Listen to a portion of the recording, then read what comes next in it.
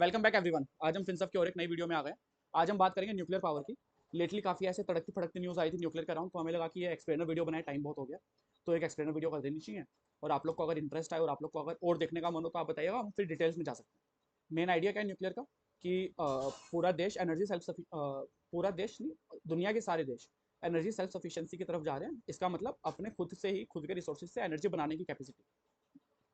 और वो जो कैपेसिटी है वो उतनी होनी चाहिए कि वो अपने देश की जो कंजम्पशन है वो इनहेरेंट कंजम्पशन तो फुलफिल कर ही ले, और फिर बियॉन्ड अगर है तो वो फिर एक्सपोर्ट भी कर सकते हैं, वो एनर्जी एक्सपोर्ट्स भी होते हैं। तो वो प्राइमरी आइडिया।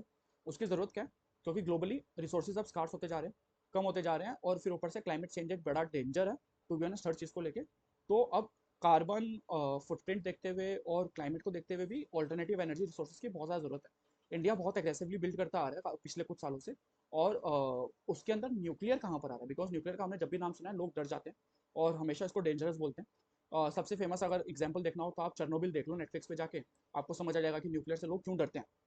वो एक बहुत बड़ा सिनारियो हुआ था जो कि आज तक लोग उससे उभर नहीं पाए हैं, एंड राइटली सो। इतना बड़ा डिजास्टर होने के बाद लोगों के अंदर डर वो रहेगा ही। बट हम बस एक पॉजिटिव पिक्चर पेंट करना चाहते हैं कि उतनी डरने की शायद ज़रूरत नहीं है। न्यूक्लियर में उतना ज़्यादा डेंजरस भी नहीं है न्यूक्लियर। और टू बी ऑनेस्ट ये एक बेसिक इंट्रोडक्शन वीडियो है, just to debunk everything, nothing else.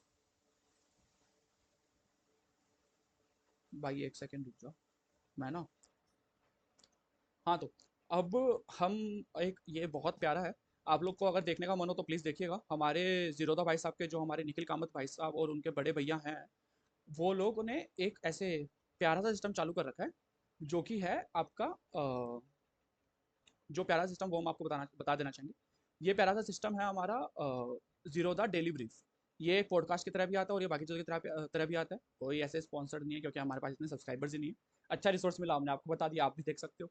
Main idea क्या है इस वाली ब्रीफ में, ये लोग भी ऐसे न्यूक्लियर को ब्रेक डाउन कर रहे हैं, तो हमें इसके अंदर काफ़ी सारी इंटरेस्टिंग चीज़ें दिखी।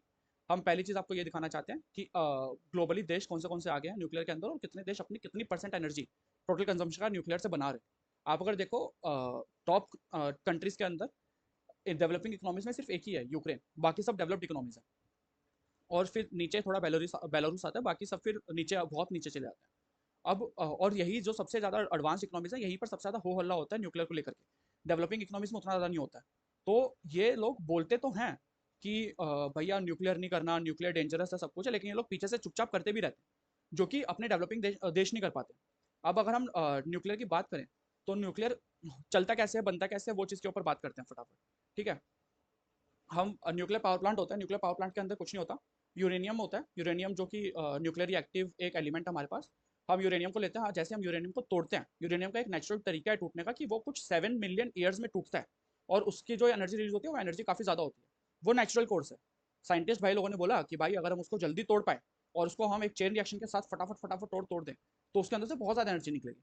तो यूरेनियम को लेते हैं, छोटा अमाउंट ही, उसको एक न्यूट्रॉन से हिट करते हैं, वो न्यूट्रॉन से हिट करने की वजह से अनस्टेबल होता है और वो टूट जाता है। जब वो टूटता है तो वो काफ़ी सारे न्यूट्रॉन्स और बिखर जाते हैं हवा में, और वो लगातार हिट होते होते वो एक चेन रिएक्शन बन जाता है।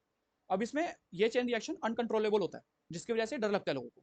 यहीं पर हमारे पास दो और मेटल्स हैं काफ़ी इंटरेस्टिंग, मैं नाम भूल गया हूँ, पढ़ लेना जा करके, हमारी हम रिसोर्सेज सारे डिस्क्रिप्शन में डाल देंगे। बट मेन आइडिया क्या है, दो मेटल्स की रॉड होती है, वो हम डालते हैं, वो एक्सेसिव जो न्यूट्रॉन्स है उनको एब्जॉर्ब कर लेती है। जब वो एब्जॉर्ब करते हैं तो हम जो ये पूरा रिएक्शन इसको कंट्रोल कर पाते हैं। अब इससे क्या होता है, जो हीट निकलती है इस पूरे रिएक्शन की, उसके ऊपर एक पानी जा रहा होता है, पानी छोड़ा हुआ होता है, उस जो चेंबर होता है जिसके अंदर हीट निकलती है उसके ऊपर से पानी जा रहा होता है, जो कि पूरा स्टीम में कन्वर्ट हो जाता है। ये रहा, भाई साहब ने एकदम बढ़िया तरीके से दिखा दिया। अब जैसे ये हीट से स्टीम में कन्वर्ट होता है, तो ऊपर टर्बाइन्स में जाता है, वो स्टीम टर्बाइन में जाके टर्बाइन मूव होता है और नॉर्मल इलेक्ट्रिसिटी बन जाती है, जो कि बहुत पुराना तरीका है। ऐसे ही आपका कोल प्लांट में भी बनता है। कोल प्लांट के अंदर बस डायरेक्टली वो हीट टर्बाइन कर लेते हैं, इसके अंदर स्टीम से कर रहे हैं, बस इतना ही फर्क है। तो सुनने में न्यूक्लियर बहुत ज़्यादा कुछ डेंजरस लग भी नहीं रहा है, एंड टू बी ऑनेस्ट आज के सिनेरियो के हिसाब से बहुत ज़्यादा है भी नहीं डिफिकल्ट। इनफैक्ट ये इतना एडवांस हो चुका है कि इसके अंदर मॉड्यूलर सिस्टम्स आ चुके हैं न्यूक्लियर के अंदर, सेटअप करने के लिए, कि तुम लोग जाओ रिमोट लोकेशन पे मॉड्यूलर तरीके से न्यूक्लियर पावर प्लांट सेटअप करके वहाँ से एनर्जी बनाना चालू कर सकते हो। तो इससे एनर्जी एक्सेसिबिलिटी बहुत अच्छे तरीके से इंप्रूव भी हो सकती है, सिर्फ बनने की बात नहीं है कि बहुत महंगा पड़ता है और कुछ इंप्रूव भी कर सकते हैं।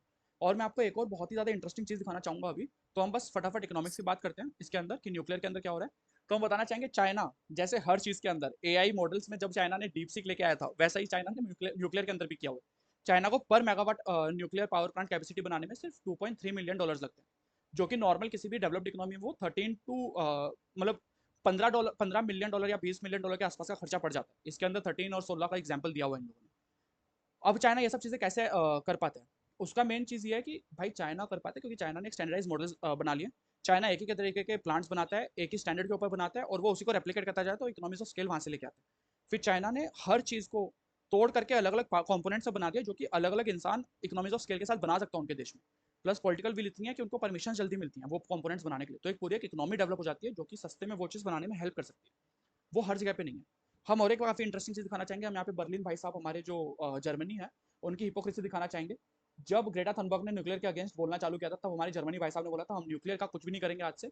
जर्मनी तब भी बनाता रहा बाद में बाय द वे, और कभी रुका नहीं जर्मनी, लेकिन अब जर्मनी वापस रैंप अप करने की बातें कर रहा है। दूसरा हम बोलना चाहेंगे जो कि इंटरेस्टिंग है, हमारे चाइना के अलावा रशिया और एक बड़ा प्लेयर है पूरे ग्लोबली न्यूक्लियर के अंदर। इन दोनों को आप ड्यूओपोली की तरह समझ सकते हो क्योंकि दोनों ही मेन जो इनोवेशन और जो मेन किसी को अगर न्यूक्लियर पावर प्लांट बनाना है तो टेक्नोलॉजी जहाँ से आती है वो सोर्स आइदर रशिया या चाइना आज की डेट में। दो मेजर सोर्सेज हैं, उसके बियॉन्ड कोई बड़ा प्लेयर है नहीं। छोटे मोटा कोई प्लेयर होगा तो वो अलग चीज़ है। तो वियतनाम भी रशिया के साथ कुछ कर रहा है।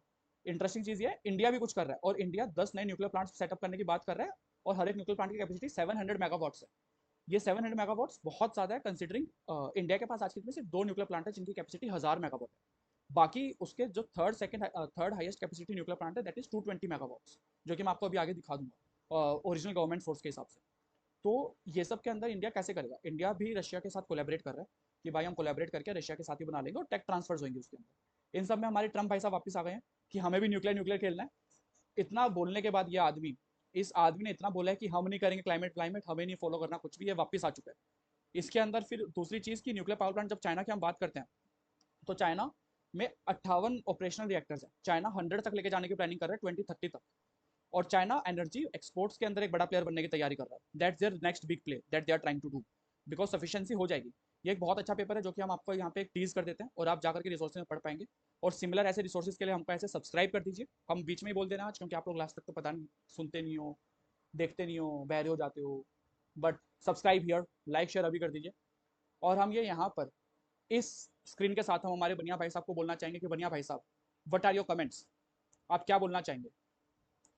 या सो बेसिकली कहने का मतलब यहाँ पे ये है कि nuclear technology works pretty well on scale. अब हमारा एआई डेवलपमेंट रेस, जैसे भाई साहब ने बहुत सारी चीजों को डिस्कस किया, थोड़ा सा उसको कंसाइज तरीके से कोशिश करते हैं छोटा तरीके में आपको समझाने का। ट्रम्प क्यों इंटरेस्टेड है? ट्रम्प इसलिए इंटरेस्टेड है क्योंकि सारे एआई वाले प्लेयर्स इंटरेस्टेड है, क्योंकि उनको इतना एनर्जी चाहिए, उतना एनर्जी ऑयल से होगा नहीं, और उस स्केल पे चाहिए वो न्यूक्लियर दे सकता है। एसएमआर क्यों इतना वायरल हो रहा है? इसीलिए क्योंकि चाइना के लिए सेंस बनता है एसएमआर बनाना, और चाइना क्या है, कोई भी चीज को स्केल करना चाइना के लिए बहुत इजी है क्योंकि उनका जो करेंसी मैनिपुलेशन है वो हेल्प करता है इंटरनल इकोनॉमी में चीजों को बनाने के लिए। It makes more sense for them to make छोटा छोटा structures everywhere rather than one big structure. ऐसा बात वो बना नहीं सकते, पर उनके लिए फीजिबिलिटी जो है, अब धीरे धीरे चाइना भी फीजिबिलिटी की तरफ चीजें देख रहा है रादर देन जस्ट बना देना excess capacity. They are trying to at least place that capacity in a place जहाँ पे यूज होगा वो एनर्जी। थर्ड चीज है, इंडिया कहाँ है? भाई साहब ने इंडिया का डेटा दिखाया नहीं एनपीसीआई की वेबसाइट में। कोई भी न्यूक्लियर प्लांट जो बनता है वो आज बनना स्टार्ट हुआ है, 20-30 साल का प्रोसेस है। न्यूक्लियर का प्रॉब्लम क्या था? न्यूक्लियर में क्या है, आपको सरकार को एक विजिलेंट तरीके से ऑडिट्स कराते रहना होगा टाइम टाइम से कि भाई कुछ लीक तो नहीं हो रहा है, और अगर कुछ हो रहा है तो डिस्क्लोजर्स करने। अगर आपने ध्यान ना दिया हो, इंडिया के अंदर में जो आपका भोपाल गैस ट्रेजेडी था, उसके बाद में इन जनरली जो स्क्रूटनी है बड़े प्रोजेक्ट्स को लेके वो बहुत बढ़ गया था। फाइनली बहुत सारा प्राइवेट लाइबिलिटी लॉज जो थे, जो सब ट्रेजेडीज के बाद में आए इंडिया के अंदर, उसमें बहुत सुधार आया और उनको थोड़ा कम किया गया ताकि प्राइवेट सेक्टर हिम्मत करके आए। My point is private sector can just be the people who are manufacturing the outer layer, parts बना सकते हैं। Running the whole thing is still a very government thing. Again exceptions हैं, America, Germany और France, यहाँ पे private companies भी चलाती है न्यूक्लियर पावर प्लांट्स को। But my point is countries like India, countries like China, Russia, यहाँ पे अभी भी स्टेट कंट्रोल ही चलता है जहाँ बड़ा प्लांट्स है। एसएमआरस में maybe we can bring more private I players, think but अभी भी broader future मेरे को बस गवर्नमेंट के इसमें एक साथ चीज़ बोलनी है, सॉरी, जब आप बोल रहे हैं कि गवर्नमेंट का जो भी है, मैंने अभी जस्ट स्क्रीन पे दिखाया, आप लोगों ने देखा होगा 22 न्यूक्लियर प्लांट इंडिया में है, जो भाई साहब ने बोला, भाई साहब के साथ साथ हमने साइड में दिखाया लगा के। बट हम एक और चीज़ उसके अंदर बोलना चाहते हैं जो कि है कि जब आप सरकार की बात करें, भाई साहब की बड़े प्लांट्स के अंदर सरकार कर रही है, इंडिया में ट्रेंड ही वैसा है। जब भी एनर्जी मैन्युफैक्चरिंग की बात आती है सरकार खुद से ही उसको बनाती है। डिस्ट्रीब्यूशन के अंदर सरकार प्राइवेट प्लेयर्स लेके आती है। अदर देन आपका जो सोलर पैनल्स लगाने थे और सोलर फील्ड लगानी थी, वहाँ पे अडानी ने अपना काम किया है, वो अलग चीज़ है, बट वो फ्यू एंड रेयर एक्सेप्शन है।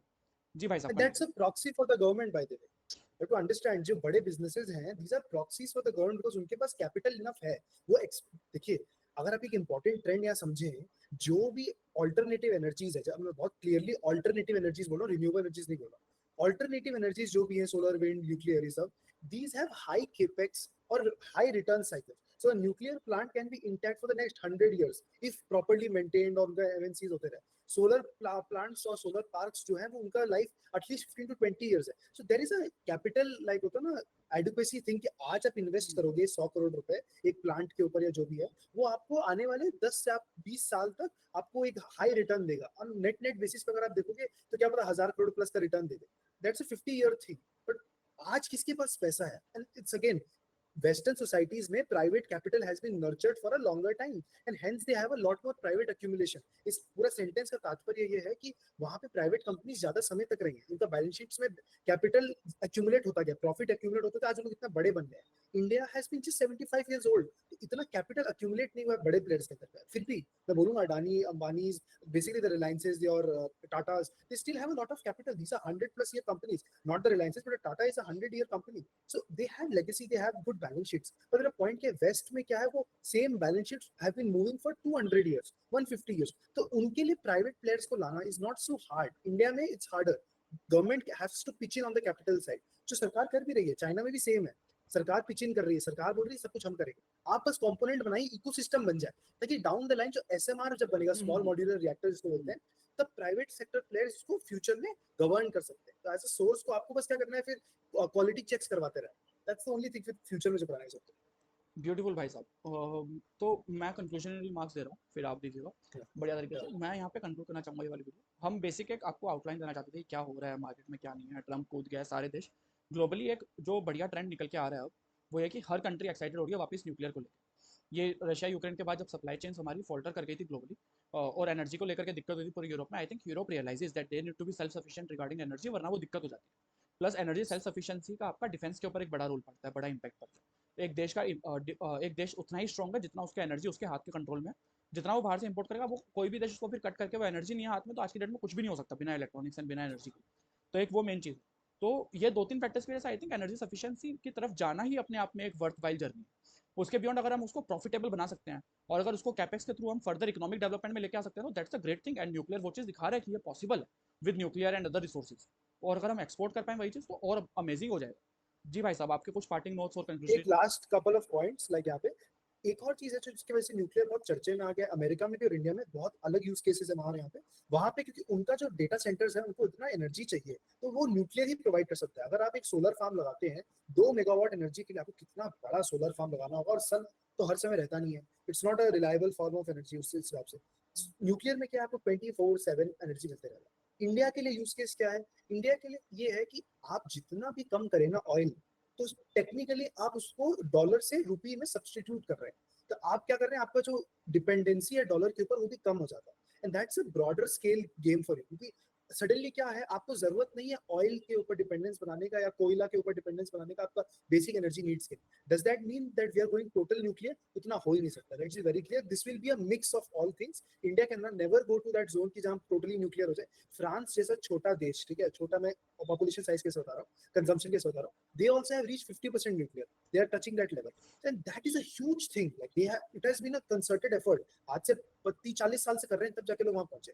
India can reach maximum 20%, and that's a optimistic thinking यहाँ से, and that will be a very good thing. हमारा बैलेंस हो जाएगा. तो ऑयल का रिक्वायरमेंट कम करना है, कोयला का कम करना है, and this is a good way of hedging our bets. और न्यूक्लियर से क्या होता है, ग्रिड पे भी इतना प्रॉब्लम नहीं होता. सोलर वोलर में ग्रिड में बहुत स्ट्रेस पड़ता है, क्योंकि एकदम से सूरज जब आ रहा है एनर्जी आ रहा है, और फिर सूरज चला रहा है बिल्कुल एनर्जी नहीं आता, तो वो ग्रिड में भी प्रॉब्लम आता है. इसके ऊपर हम अगला वीडियो बनाएंगे कि स्पेन और पोर्टुगल में जो बिजली चली गई थी ग्रिड की वजह से, वो क्यों रिन्यूएबल्स की वजह से गई थी. And that's a very important development. Yes. तो हम अगली वीडियो आपको पता चल गई है किसके ऊपर बना रहे हैं. आकर के देखिए ना, सब्सक्राइब करना है, लाइक करना है, शेयर करनी है वीडियो. और कुछ नई चीज़ें देखनी है, जाननी है, आपको चाहिए कि हम रिसर्च करके आए हैं, कुछ नई चीज़ें पढ़ के आए हैं, तो उसका बताओ, हम आ जाएंगे पढ़ के. ये वीडियो बहुत डिटेल नहीं थी, छोटी वीडियो है, 15 मिनट 20 मिनट की जो भी वीडियो हम बना के डाल रहे हैं. मेन आइडिया है कि हम इंट्रोड्यूस करें, हम एक पॉजिटिव स्पिन लेकर के आए इस चीज़ के ऊपर, ताकि आप समझें कि ये बहुत ज़रूरी है न्यूक्लियर डेवलपमेंट. ऐसा नहीं है कि ये इसमें कुछ खराबी है, इनफैक्ट ये नेसेसरी स्टेप है. बस इसको सेफ्टी के साथ अगर किया जाए तो बहुत अमेजिंग हो जाएगा. इसी के साथ हम क्लोज करना चाहेंगे आज की वीडियो. थैंक यू देखने के लिए. लाइक शेयर सब्सक्राइब होते रहना चाहिए. Bye bye.